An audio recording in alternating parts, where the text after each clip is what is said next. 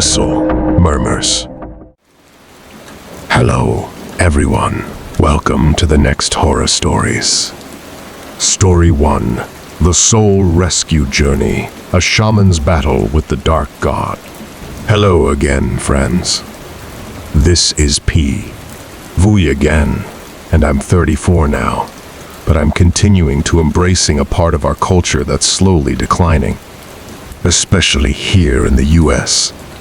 Some of you guys may recall in my first story of when I was at young age, I was gifted a vision of two eyes to see things that I wished no one else would ever see sometimes. Many shamans are gifted differently. Some may hear things. Some may have a strong connection, conscious, or instincts.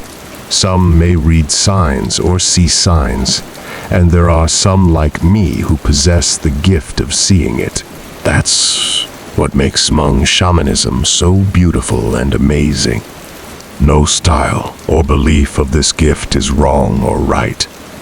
We all have our own strengths, and we're all taught differently by our masters. On this post, I wanted to share one of my journeys or experiences I've had with this gift of being a new, younger American shaman. I will not be going into full details, but will explain things to the best of my knowledge from my experiences and try to shorten this read. So long story short, my friend had a widowed sister, mother of 3 and still young. She was given permission from her past husband's parents to move back and live with her parents again, hoping one day she will move on and start a new life. She would often visit her past husband, spend hours there, crying and reminiscing their good times they had shared. During one of her many visits, she encountered a dark figure, almost shadow-like, standing behind her husband's gravestone, almost like it was waiting for someone or something. As she approached closer, she realized that it was not human.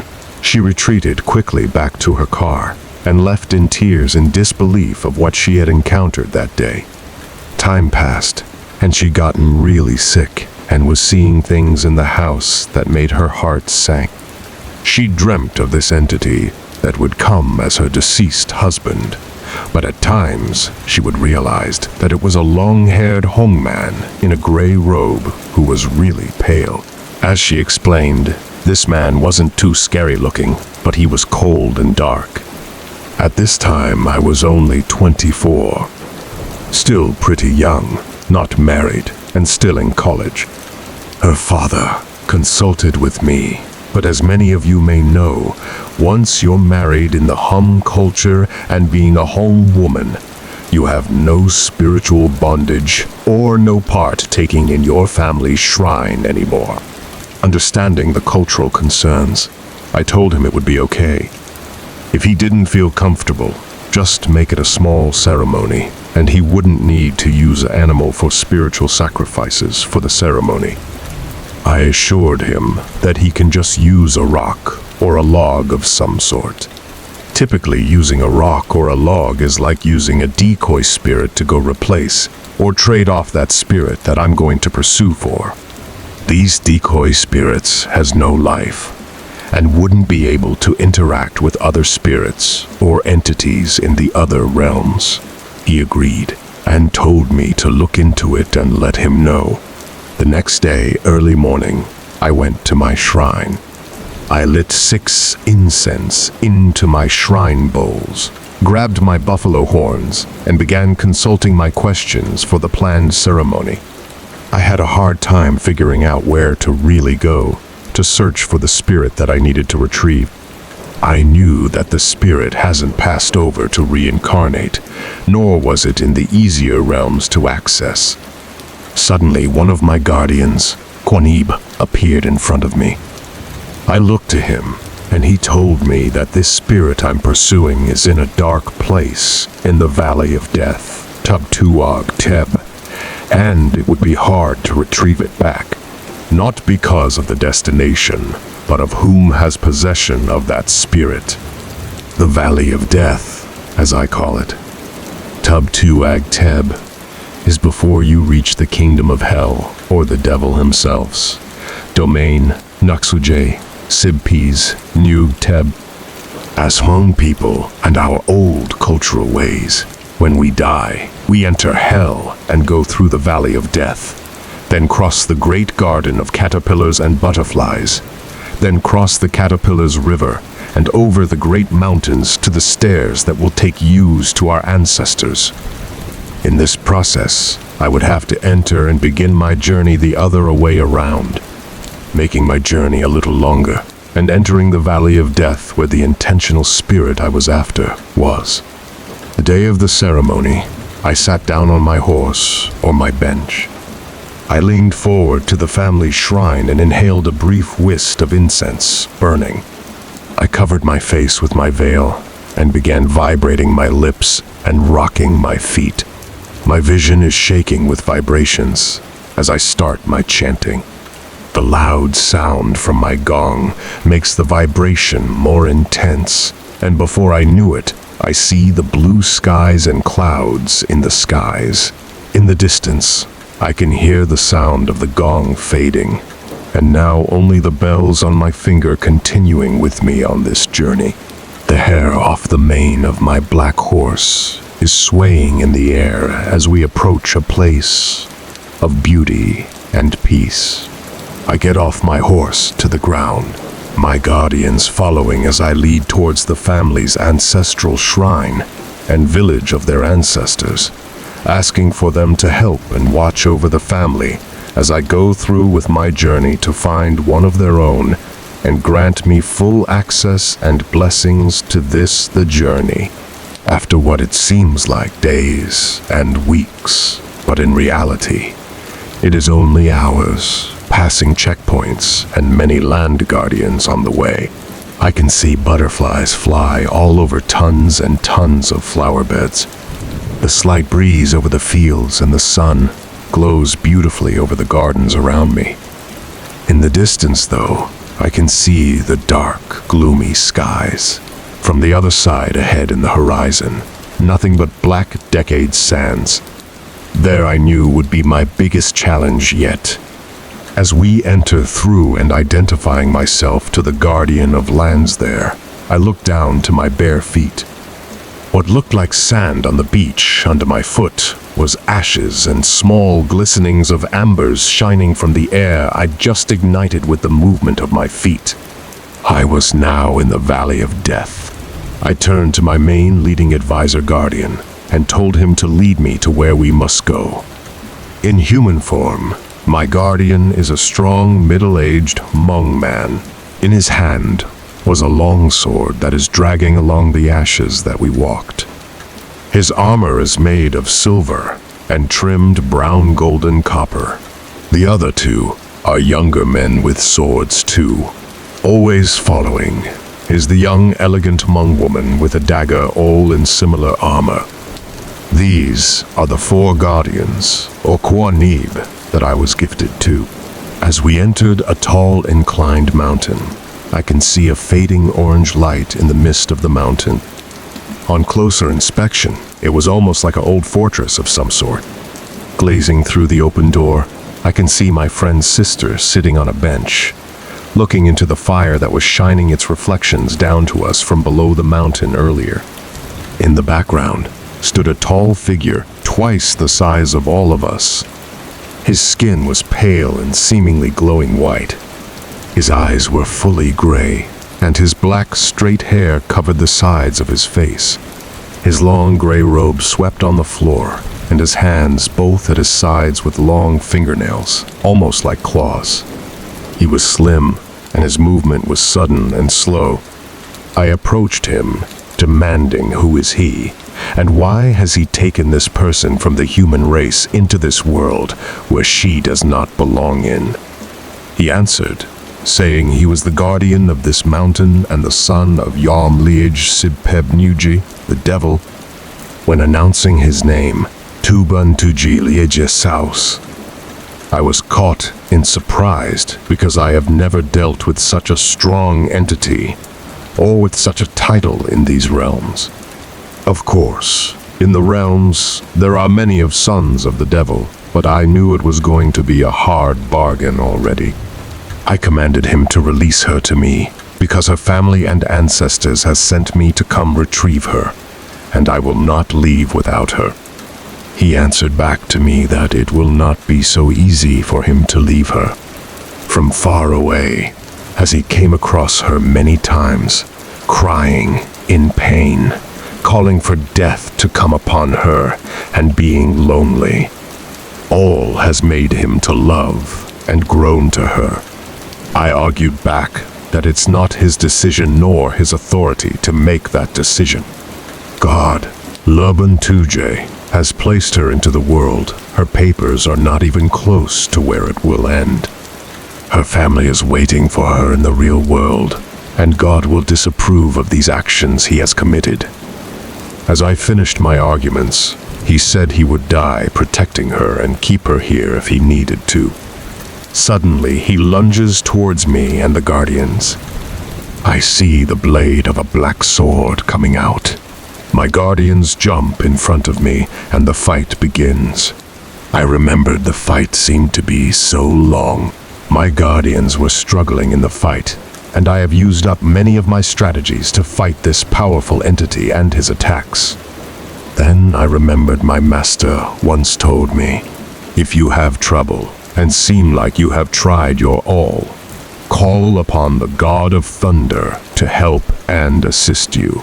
If you ever run into entities that are beyond your skills, he will come to your aid.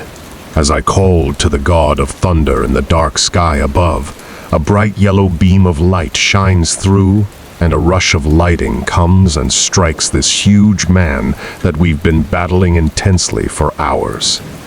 Suddenly, the sound of the gong begins. It gets louder and louder from a distance, and soon I heard my dad's faint whisper in my ear, "Be careful, do your best, and be strong-hearted, my son."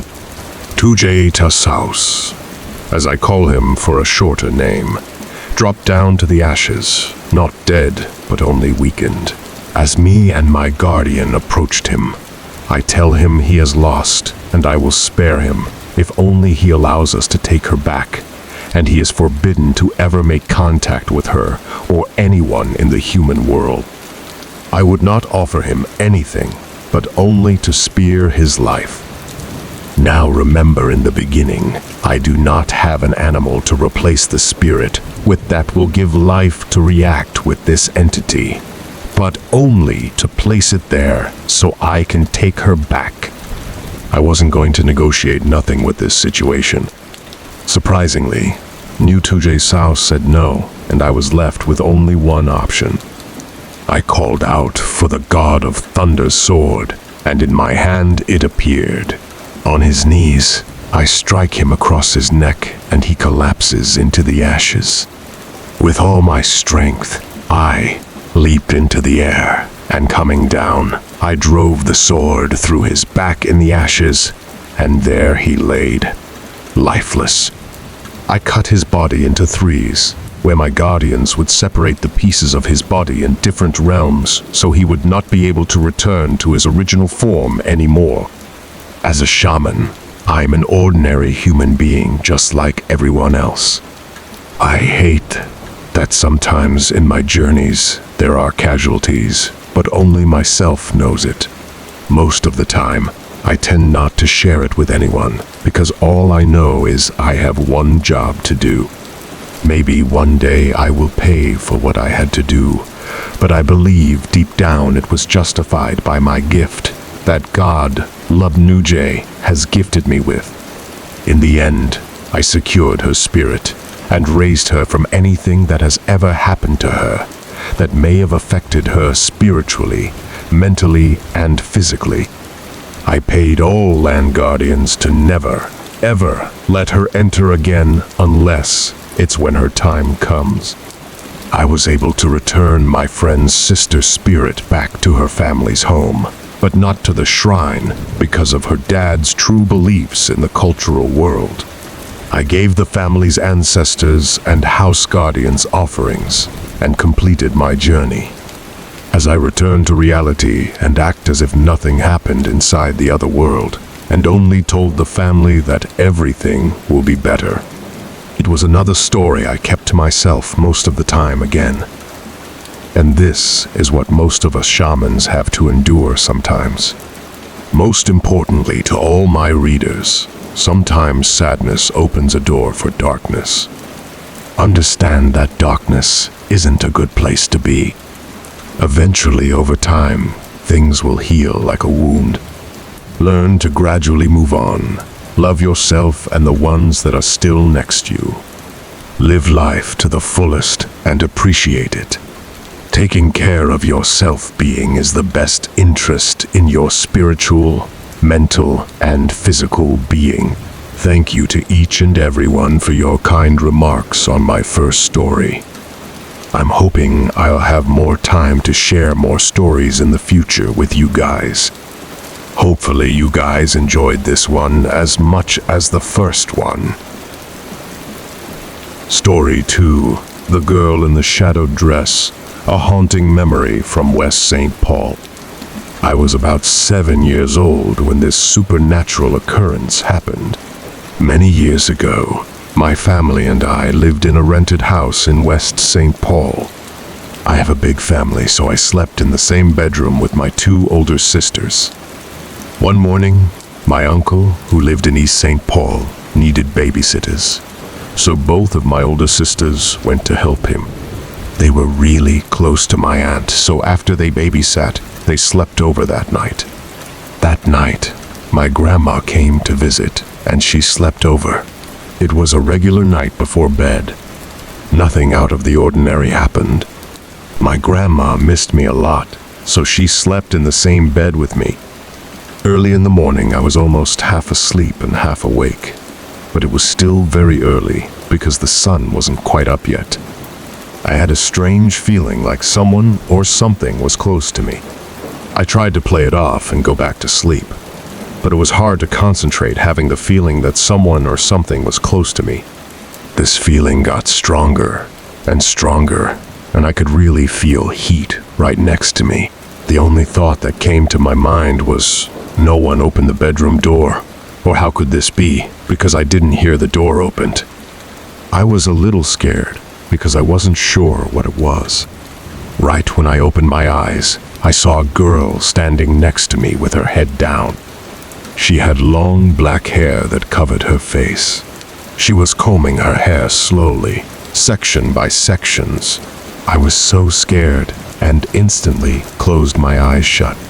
I pulled my blanket over my head and was breathing heavily. I was so scared that I couldn't yell or think straight. I realized, as thoughts were flowing through my head, that she wore a dress that I've seen before. The dress was so familiar, like I knew someone who had worn it or owned it. I decided to take another peek, just to justify that I wasn't seeing things. The second peek, she was still there right next to me, combing her hair slowly. I closed my eyes again.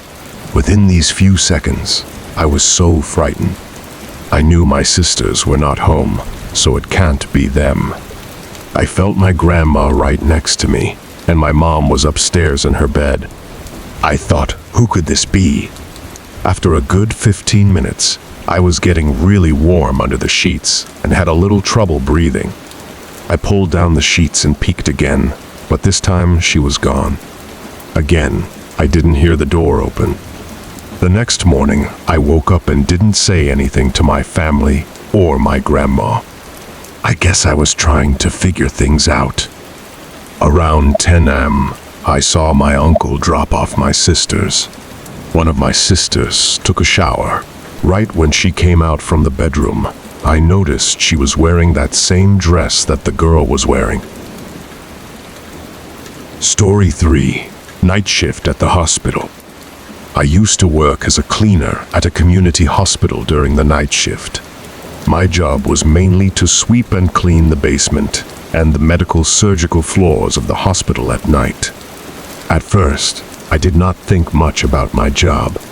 Usually, after 9 o'clock at night, the main entrance of the hospital locks, quite hours start. Lights are dimmed on the floors, and visitors seem to vanish.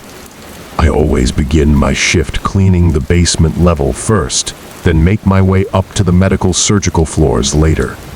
One night, after I finished sweeping the basement level, I felt very unusual, like as if I wasn't alone.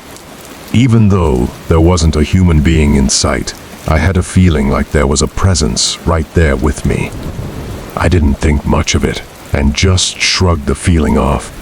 I hauled my cleaning cart with me as I carefully made my way over to where the elevators were located.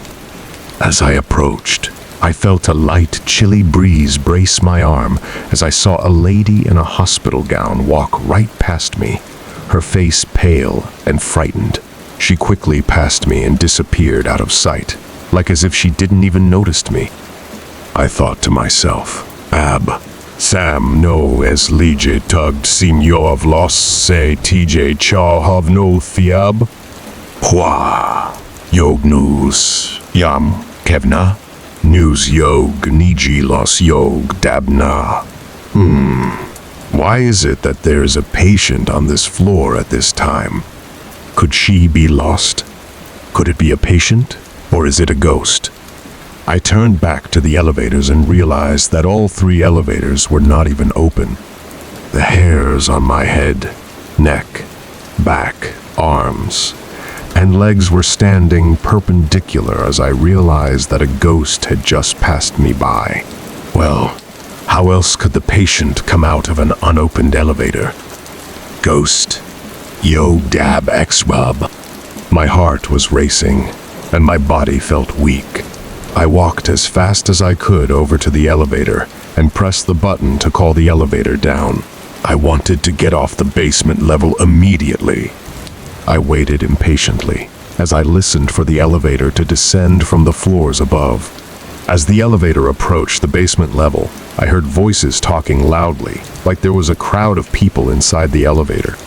I was feeling relieved to hear people talking after my encounter from earlier. As the elevator came to a stop, I can hear the voices clearly, like as if there was a party going on inside. Dang. I watched as the elevator doors slide open. To my surprise, there was not a single person in sight, and the voices went silent as an empty elevator stood before me. I almost choked on my fear, unable to scream or speak as I rushed into the elevator with my cart. It was either the elevator or remain on the basement level, and I chose the elevator. Just get me out of here. I could hear my heart pounding loudly as the elevator ascended to the next floor. I finally made it to the medical surgical floor and rushed out as soon as the doors of the elevator opened. Ding! I saw the nurse's station in the distance and felt relieved, finally. I pushed my cart down the hallway and made my way over to the nurse's station. Seeing the nurses working at the computers made me feel much better. It was so good to see people. One of the nurses looked at me and said, "How are you tonight?" I calmly responded, "I'm fine." The same nurse asked, "Are you sure? You look like you've seen a ghost." I screamed, "I did." All the nurses started laughing at me like I was joking. I seriously just wished they would have seen what I saw or heard. I knew they didn't believe me, so I just walked away calmly. I made my way over to the closet, where I usually restock my cleaning supplies, and opened the door with a key. It was dark inside, so I switched on the light and started restocking my cart. As I was bending over to dump the bucket of dirty water into the drain, I felt a cold, chilly hand grasp my nape firmly. I reacted, shrieking hysterically as I dropped everything and ran down the hall back to the nurse's station. The nurses huddled around me and asked me if I was okay. Shaking and sweating, I responded, "I need to go home. I'm not feeling too well."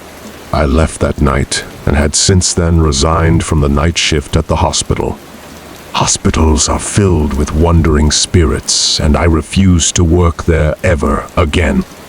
Later on, I asked a lady in town who has a sixth sense to look into what had happened to me that night. She told me that what I saw, heard, and felt was not of my imagination. She said those spirits who I encountered may have forgotten to be careful around the living and may have exposed themselves a little too much. Spirits can sense fear, and when they do, they like to take advantage of the living. The lady told me not to worry anymore, as she had worked up some cause cube, spells to ease my fear and protect me. I feel much better now and have gotten over those encounters from that night. Story 4. The Giggles. During Christmas in 2010, my boyfriend went home to visit his family. He was planning on staying there his whole Christmas break until school started up again. During that time, we would stay up late webcamming and talking on the phone. One night, after long hours of webcamming, we decided to talk on the phone so we can both lay down and get some rest. We talked until 3 in the morning, and then we both fell asleep on the phone. That night, I had a really strange dream. I can't remember what I dreamt about, but all of a sudden I woke up frozen. I was sleeping on my stomach, and I just felt like someone was laying on my back and holding both my arms down. When I could finally move, I didn't think much of it, because I usually don't believe in Hmong superstitions. I just shrugged it off and told myself it was just sleep paralysis because I had it so much. I looked at my phone to check what time it was, 5:00 a.m., and realized that my phone was still on. I was calling my boyfriend's name a couple of times to see if he was awake, but he didn't answer, so I was going to hang up. As I took the phone away from my ears, I heard a little child's voice calling my boyfriend's name, followed with a giggle. I was like, hello, but no one answered. I thought, maybe his little brothers are sleeping in his room with him. A few seconds later, I heard another giggle, but this time it was much closer to the phone. I again said, hello, babe, you up? I was starting to freak out, because I knew his little brothers wasn't with him. I was webcamming with him right before we talked on the phone. I really wanted to hang up and recall him, but I was too afraid that he might not pick up. So I just laid there with the phone close to my ears, trying to figure out whose voice it was. All of a sudden, I heard it loud and clear. It called my boyfriend's name again, and it started giggling. I panicked, hung up, ran to turn on my lights, and called him back. After 2 failed calls, he finally picked up on my 3rd call. I was trying to stay as calm as I could while talking to him. Me, hey baby, sorry for waking you up. Boyfriend, it's fine baby, you alright? Me, yeah, I am. I just woke up and I really missed you. Boyfriend, oh, you're so cute. I miss you too, silly. Me, haha, yeah, baby? Anyone sleeping with you tonight? Boyfriend, no, it's just me. How come? Me, oh, hey, I'm gonna tell you something, but don't panic, Kay. Boyfriend, Kay? Me earlier, I woke up and I felt like someone was laying on me, forcing my arms down. Then, a few seconds later, I heard noises through your phone. Someone kept calling your name and giggling. Boyfriend, oh, it's nothing, sweetie. It was probably just my sister. She probably just got off the phone with her boyfriend and came and checked if I was still awake because she wanted to talk. That's all. Go to sleep, hun. I'll come see you tomorrow. After I heard that, I was relieved. I thought I was crazy for getting scared. The next day, my boyfriend and his brother came over. We were in the car, and his brother turned over and was like, my brother was so scared last night after you told him what you heard. I turned to my boyfriend, all confused like last night. He finally told me that after I told him what I experienced, he got really scared. I thought, why you, the crazy one now? Why would you be scared? It was your sister. He finally told me that the only reason why he said it was his sister was because he didn't want me to know he was scared, or else I would get more scared. He then said back when he was still in high school, every time his little brothers would sleep with him, they would wake up and cry and say something was at the corner, staring at them sleeping. Then his brother said that this one night he took a nap in that room and he felt someone walking back and forth around the bed staring at him. I was so shocked when I heard this. My boyfriend's sister is my best friend, so I've been to their house before, and it's the loveliest and homiest place ever. You wouldn't think that weird things like that could ever happen there. Anyway, I don't really know what happened in that night, but I just know that relatives and friends don't like that room. Story 5. Hood Town, C. This happened to me in Sacramento, Cia of March 2009. I was 20 years old at the time. I heard from friends that sturgeons were hitting at Freeport around the Hood Town area, where the river curves. I got home from school and tried to convince a few friends to go, but they were all busy at the moment. Being the fishaholic that I am, I went out alone. It was around 5:00 p.m. when I left the house.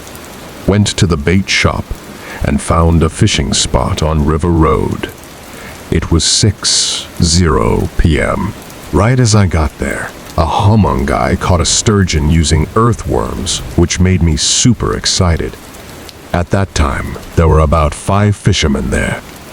The hum guy, 3 Hispanic dudes, and me. The Hispanic guys quickly moved to the hot spot.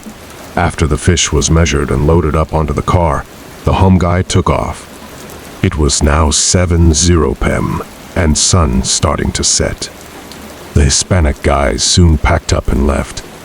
At this point, all I saw was the open area that could potentially land me a fish.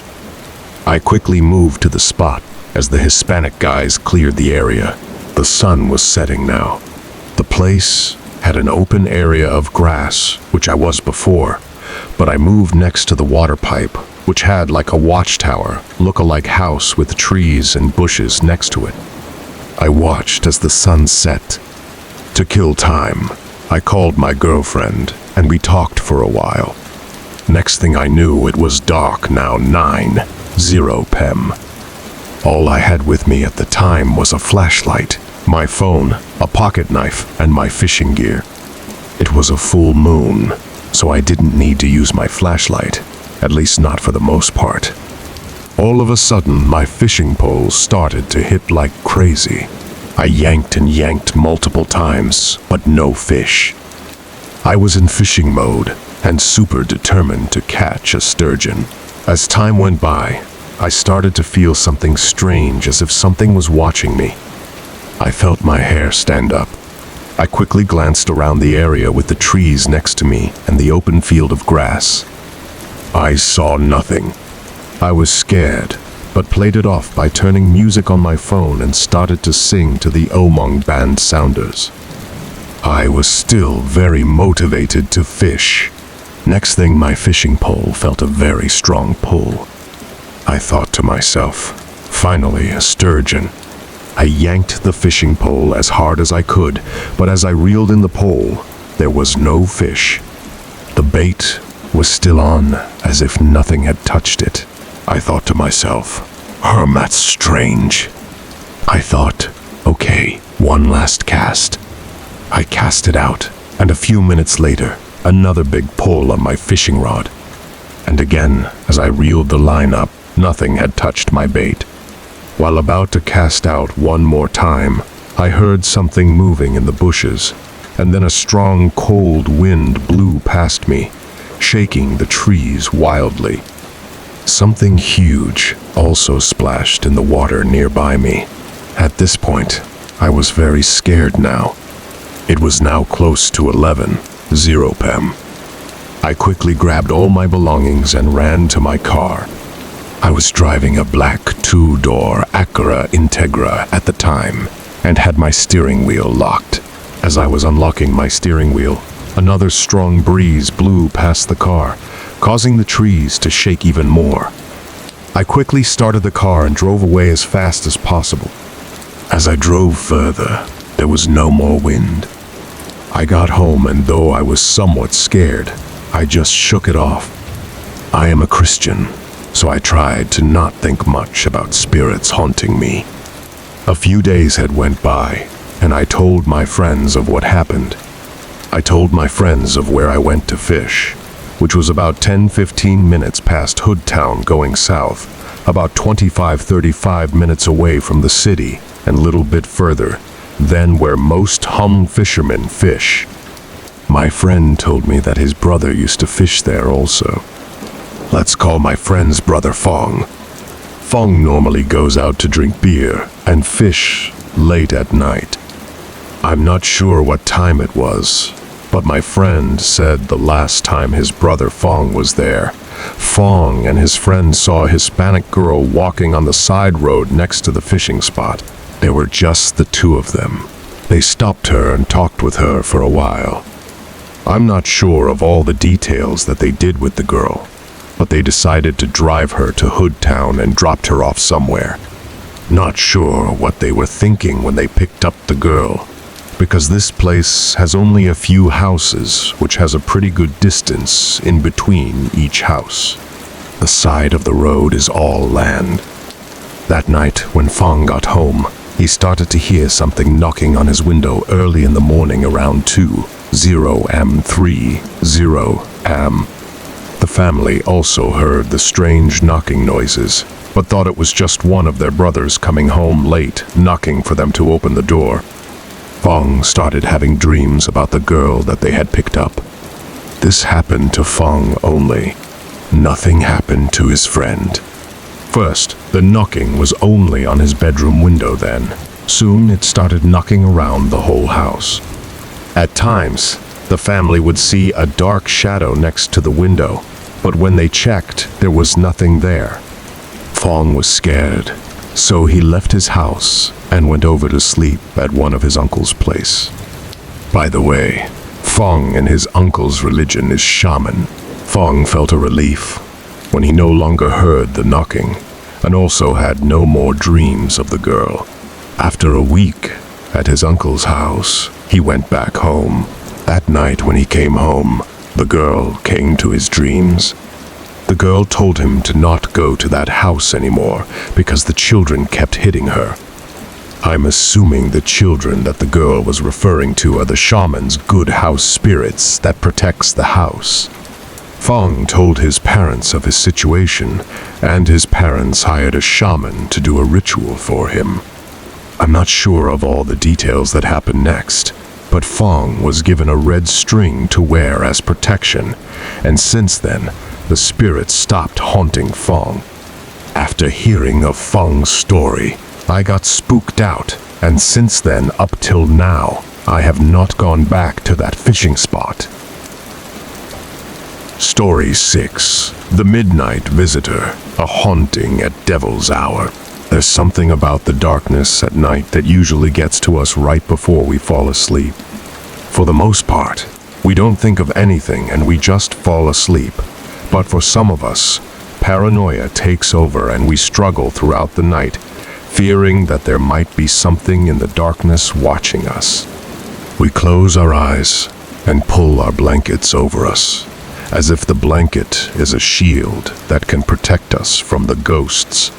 And even though we're sweating bullets under it, we get too afraid to uncover the blanket.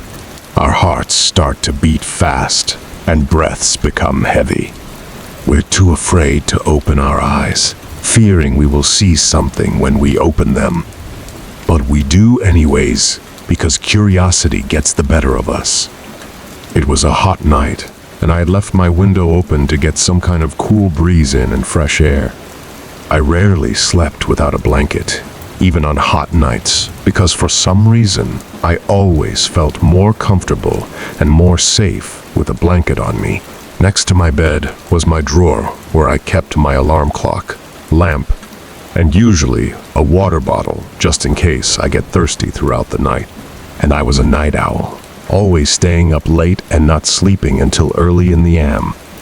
I liked my lights off while I laid in bed on my phone, YouTubing, or on Zoompi or whatnot. I'm somewhat a scaredy cat, and truth be told, I feared devil hour, 3 a.m. So around that time I tried to watch videos to keep my mind occupied. As I was watching a video on YouTube with my back facing the drawer, I heard something drop to the floor. Because it was wooden flooring, the impact was loud enough for me to hear through my earphones. I looked down and saw that it was my water bottle. I thought maybe my blanket or the wind had knocked it down. I picked it up, placing the half-empty bottle back on the drawer. I went back to my previous position, and as I was doing so, a cool breeze blew in through the window, and again, something fell to floor. This time, the sound was a lot flatter. Now afraid, I turned around and slowly looked at what had fallen. It was my water bottle again, this time empty. The chills ran up my spine, throughout my whole body, immediately making my whole body cold and numb. There's something here, I thought to myself, scared to death. The window was still opened, and as much as I wanted it closed, I was too afraid to get up and move. So I threw myself under my blanket and made sure every part of my blanket was tucked in, even my feet. I felt safer because there were no open spots to the blanket. I closed my eyes and started to think of anything positive, anything that would put me at ease. It's all in my head, I repeated to myself. It's all in my head. Suddenly, while still under my blanket, I felt a light, warm blow on my ear, sending a penetrating sensation up and down my body, as if someone was right next to me, under the blanket, whispering nothings in my ear. My eyes shot open, and I immediately removed my blanket and sat up. Right at the foot of my bed stood a dark figure. Her hair was dripping and her dress was baggy. Her body was swaying from left to right, and although I couldn't see, I felt her eyes looking right at me. Her presence was accompanied by a strange odor, one that was very unpleasant. I was too much in shock to be able to move to do anything. She turned and started walking around the bed frame towards my way. Her steps sounded wet, and I could hear her raspy breathing. Slowly, she approached me, her profile becoming clearer. Again, I threw my blanket over my head, now sweating like a pig. I was panting, running out of breaths. Should I stay still? Should I run out? Was running through my mind, but I sat still, unable to hear the footsteps coming my way anymore. After about 5 minutes later, I peeked out of my blanket, semi-relieved that it had gone away. Little did I know, when I removed the cover, that she was sitting right on my drawer, looking right at me, grinning. Her teeth were rotten, her face wrinkly and old. Her hand, only centimeters away from my face, looked ready to caress me. I screamed, and with adrenaline, jumped out of bed and ran out the door. I've never moved with so much quickness in my life before. I headed straight towards my parents' room and opened the door, literally flying onto their bed. By this time, I was crying. My mom heard the noise and asked me what was going on. "Cov Pom Dab," I cried to her. I said no more, and my dad turned on the lights and went inside my room.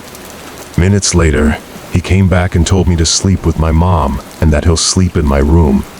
The night suddenly became cold and uncomfortable, and traumatized I was. Now, I don't know if what I saw was really there or if it was a figment of my imagination. If it was real, who was the ghost and why did it appear to me? Our house had no haunted stories or experiences before, and I had always been fine in my room. What I saw felt so real, and I could just feel her presence with me that night. Was there a meaning to that? And if so, what was it? Or was it just a random encounter, a ghostly spirit that got lost on her way? Story 7. The Hitchhiker in the Rearview, Haunting Shadows on Highway 99. We drive on freeways so much that sometimes we forget we aren't alone. I'm not talking about the hundreds of cars that accompany us, but the spirits that wander on that exact same freeway we drive on every day. What's been left there? Who's been killed there? And those who follow us home. Our doors are locked, but the presence of not being alone in the car creeps up on us. We look at our rearview mirror expecting to see an empty back seat. But what happens when we don't? They are there, good or bad, they're still there. It was a late night, and I was driving back home to Sacramento from Fresno. I had just visited my boyfriend, and saying bye had stalled more than I liked. I was finally on the road at about 1:30 in the morning, and I was already dreading the long drive by myself. I hated the long straightaway on Highway 99. At least there's no traffic, I thought to myself. So I drove alone and went on my way. My gas was still halfway, and I told myself I'd stop for gas when I got to Merced or Turlock, and I did just that. At the gas station in Merced, I overheard the cashier telling the couple in front of me about a rest stop a few miles ahead. I wouldn't stop there if I were you guys. Just use the bathroom here or wait until you've passed it to use the bathroom. I don't know exactly, but there are way too many stories at that rest area. I wouldn't risk it. The cashier said something along the lines of that, and it made me curious. I had heard about that rest area, but I've never stopped there. A lot of my hum friends told me it was haunted. I never asked how or by what, and I was never curious enough to stop there and test it out myself. On my way back, I was feeling drowsier than I'd thought. It was cold, but I didn't want to turn on the heat because I'd fall asleep if I got too comfortable. All of a sudden, I felt the need to use the bathroom. My bladder felt like it was about to explode any minute, and there were no gas station stops nearby.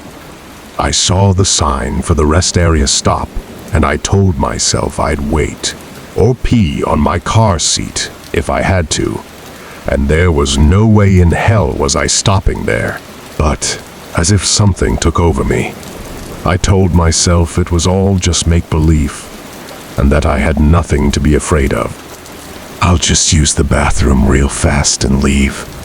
So I exited. There were a bunch of trucks there also, so it made me more relaxed. It didn't seem like such a bad idea after all. I parked and ran into the bathroom. Luckily, there was a Caucasian mother and her young toddler boy with her inside the bathroom. I ignored them and ran inside a stall. I took care of business, got out, washed my hands, and left. It was getting cold. I was starting to shiver, but at least I was awake. I was alone on the road. There was only one other car behind me, and it was about 5 cars length away. Their lights made me feel safe that I wasn't completely by myself. I checked the rearview mirror every now and then just to make sure the car was still there. But this time, when I looked up to check again, the light was gone. The car wasn't there. There were no exits yet, and there was no way that car could have got off the road. I immediately looked ahead and focused on the road. I was getting a little scared, but it wasn't anything. Or so I thought. As scared as I was getting, there was this temptation of looking at my rear-view mirror or turning around to see if there was anything behind me that I could not fight. So I looked back. When I looked back, I saw a blonde woman holding onto her toddler son. They were dirty, clothes were ripped, and the boy was crying. I turned back to the front, panting. I looked at my rear-view mirror, and yet nothing. I continued driving, but I could still hear the soft crying of the little boy behind me. Chills were running up my spine, up to my neck. The sound of his cry rang in my ears, and I looked at my mirror again, and there I saw the woman's eyes piercing right through me. Her eyes were bloodshot red, and her face was moldy and old. Her lips were chapped and broken. Her eyes didn't look away from me as she was leaning closer to the front seat. I screamed and pressed on the gas, closing my eyes. When I opened them again and looked back, they were gone. I was still alone on the road. The remaining of the drive was fast and quiet, but I never felt quite alone, although very few cars joined me every now and then. I was finally in Sacramento again and exiting the freeway. I stopped at the red light. At the corner of my eyes, I saw a figure walking. I turned to look, and there they were, the Caucasian mother and her son walking on the bridge that I was stopped at. The boy turned and looked at me. His wet eyes glared at me. His face was pale and his eye sockets were deep and red. My eyes were stuck on them as they were headed the same direction as me. I ran the red light and sped home. The next morning I told my mom about it, and she called my uncle, who knew how to say yaig. He had said that they had been with me ever since I left Fresno. Why I saw them at the rest stop, in my car, and at the red light was because they needed a ride. The little boy needed to use the bathroom. That was the cause of the unexpected full bladder. He was crying because he was afraid, as they are more afraid of us than we are of them. The mother saw me looking and felt the need to defend herself and her son, which was why she was leaning towards me. When I saw them at the light, it was them leaving, one stop closer to their destination. Then my uncle asked me if I saw the car that disappeared, and I said yes, and asked how he knew. He then told me that we are never along the road. Some cars we see are really there, some aren't. There are spirits that are unable to leave the road because of all the unexpected deaths that always occur. Now, I hate driving alone. I hate driving at night. I hate rear view mirrors. Do you ever get the feeling? The feeling of something or someone watching you from behind? The sense of someone so close to you that you can almost feel them. You can sense their presence, but you tell yourself it's just all in your head. Or is it? Story 8. The Haunting of Room 187. My battle with a demon that followed me home. This is a true story that happened to me. I tried to keep it simple and short. Sorry for my broken grammar, but I'll try to keep it simple. I graduated from high school in 2003 and was accepted to UC Berkeley. During my first year, my parents and I would get into constant arguments. It really pissed me off. I decided to join the Marines. Age 18, went through all the tests and passed. A week before my boot camp training, I developed a very bad illness that would prevent me from exercise and having multiple dreams. My 7 days of dream would be about ghosts and demons chasing after me or capturing me. I didn't bother to tell my parents at that time and told myself that a Marine is not afraid of anything. A few days before my boot camp, I dreamed of seeing a person in a long black coat, demon, that was gonna kill me. The day finally came, and my DI picked me up in a van as we drove to San Diego, U.S. Marines base. I fell into a coma. I didn't know that I was in a coma. When I woke up from the coma in the hospital, I remembered seeing my parents and DI next to me and saw a guy in a long black coat in front of my room door, room 187. I kept asking my parents who that extra person in front of my room was, and my parent telling me, Coj Hayes Peb Tis Pob. I repeated myself, asking them 6X over and over. My parents got concerned.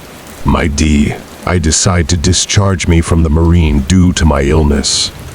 Spending a week in the hospital, I saw that person in a long coat in front of my room. After a week, I was released from the hospital. My mom and brother picked me up. Along the way, driving from San Diego to Fresno, I asked my mom about that person, and she said there was nothing. My brother said, probably I was in a coma and my vision was fucked up. We made a stop at McDonald's on I-5 because I was hungry. I first went to the restroom to wash up my face. As I lifted up my head to look in the mirror, I saw the demonic face with the long coat behind me. I was scared so bad that I ran out of the restroom and told my mom and brother that we should go home.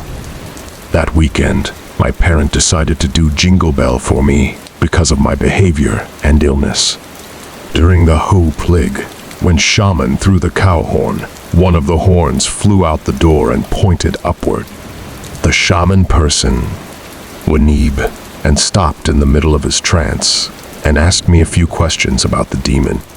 I asked yes to all. She continued to go more and more. She asked me to sit next to her as she was chanting.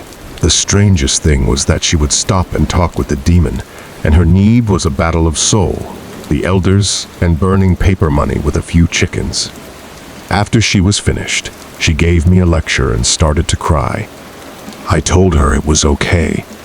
It was my decision that I made that put her into this deep mess. She told me that I will need to stay inside the house for 1 week without going out. And she used a goat head to protect the house and some breast milk to cleanse me. Till this day, I haven't seen the demon or gotten sick. I know probably many of your readers will consider me stupid, but I was not so smart when I was young. Story 9.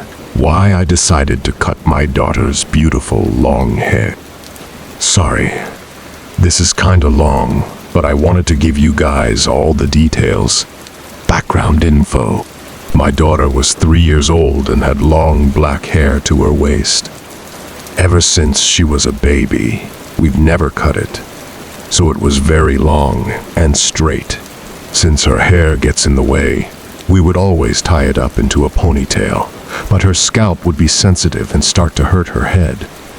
So she would always take it off. Towards nighttime, she would always take off her hair tie, and her hair would be split in the middle. It would fall around the two sides, so most of the time you would only see the front side of her face. She's only a toddler, so she doesn't really know to put it behind her ear. Even though I tuck it behind her ears sometimes, it doesn't always stay. One night, my brother came over to spend the night because we needed him to babysit for us earlier that day, since my parents live like 30-45 miles away. That night, somehow, I couldn't sleep. It was around midnight when my brother was up using my laptop in the living room. I took my kids to sleep around 10 p.m. My son fell asleep, but my daughter couldn't, so she came out to stay with my brother. I was trying very hard to fall asleep, but I couldn't either. I was sleeping on my tummy, and since my hair was longer, I always put it above my head. Well, my bangs were kind of hanging off my head in bed. I have the fan on low, so my bangs were kind of lightly swaying back and forth softly. All of a sudden, instead of my bangs lightly swaying back and forth from the fan, it started feeling more like someone was playing with them. It felt like when someone had their finger and flicking at it. Every time that was happening, I would feel chills and get goosebumps all over. I brushed it off like how I usually sometimes do. During this whole time, I can still hear my daughter and my brother playing and talking out in the living room because my apartment is pretty small. Then I heard a little girl's voice, counting and moan. 1, 2, 3, 4, 5. In my mind, I was like, my daughter is counting so well and so meej-meejy, like very clear.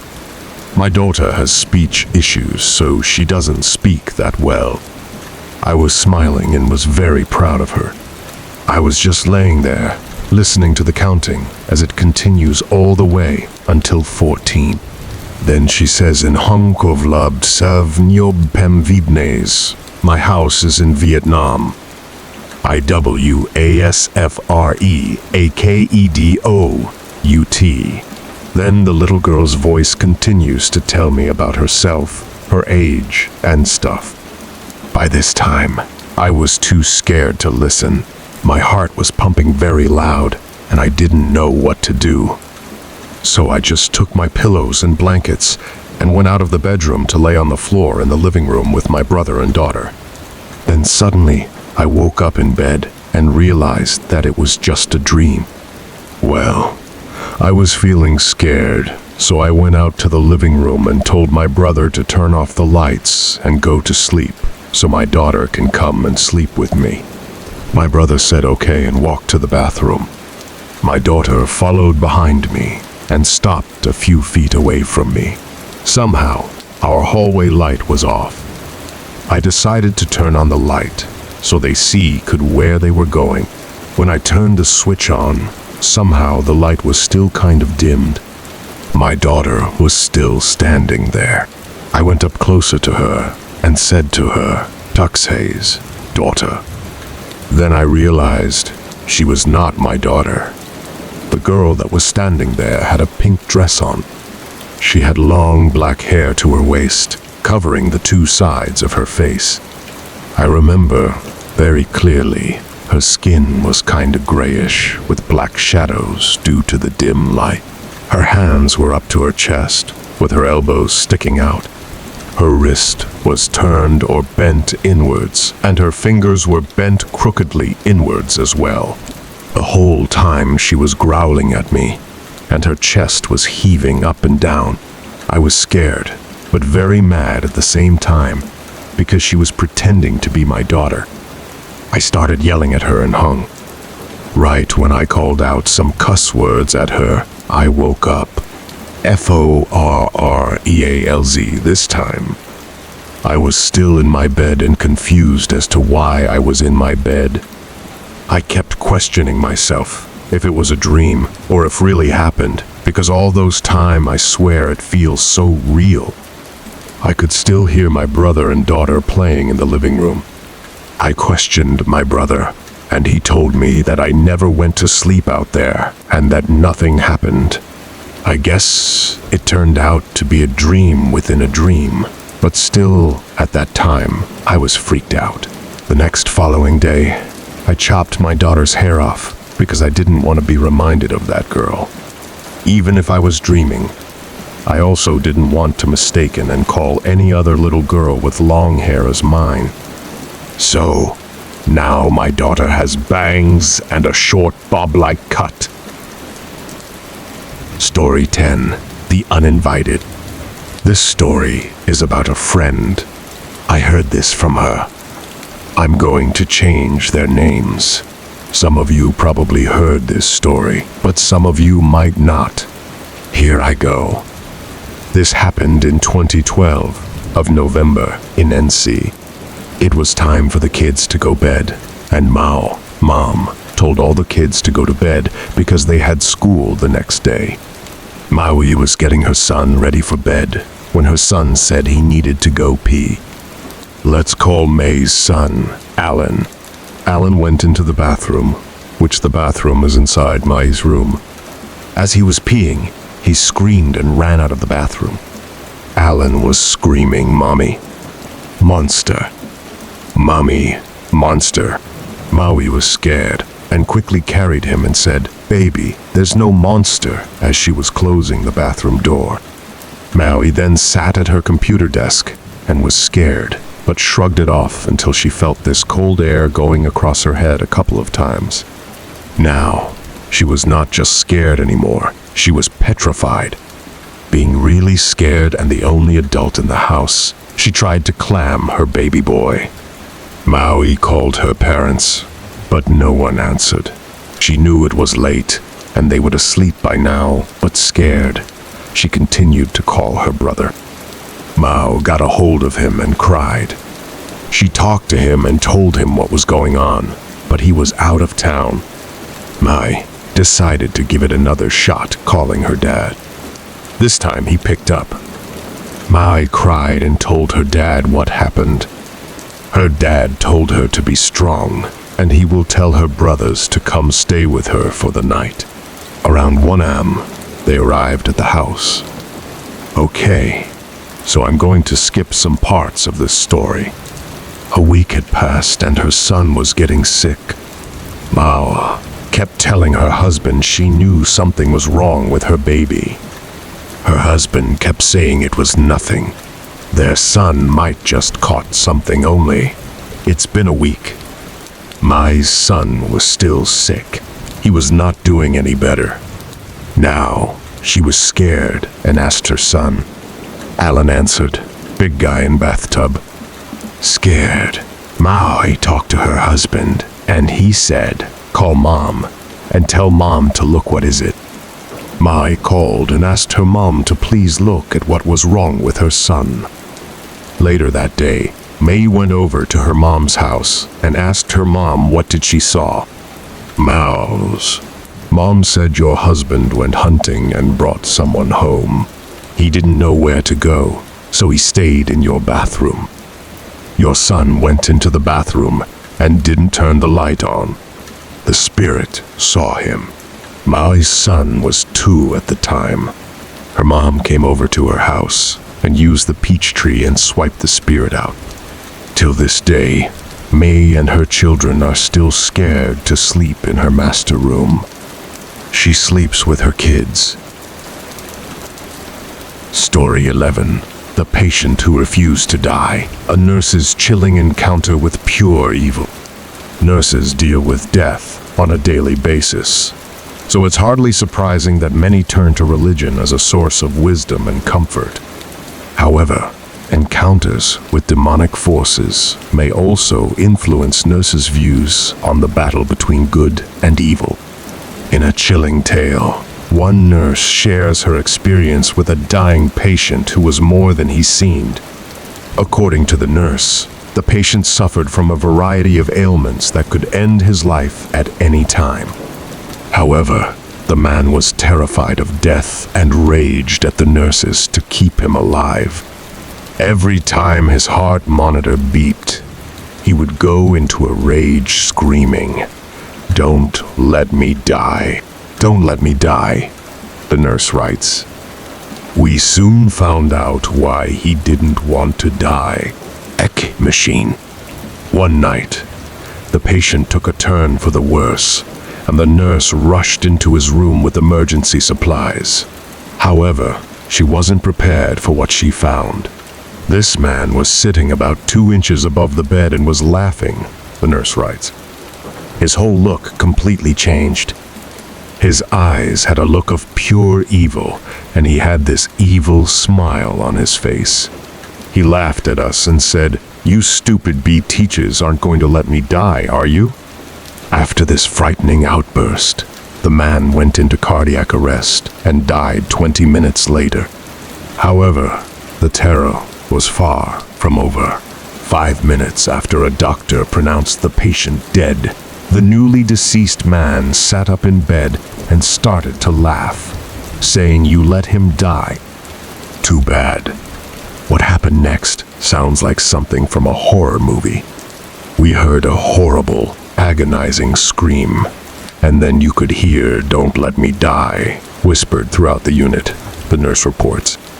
Every one of the nurses that night was pale and scared.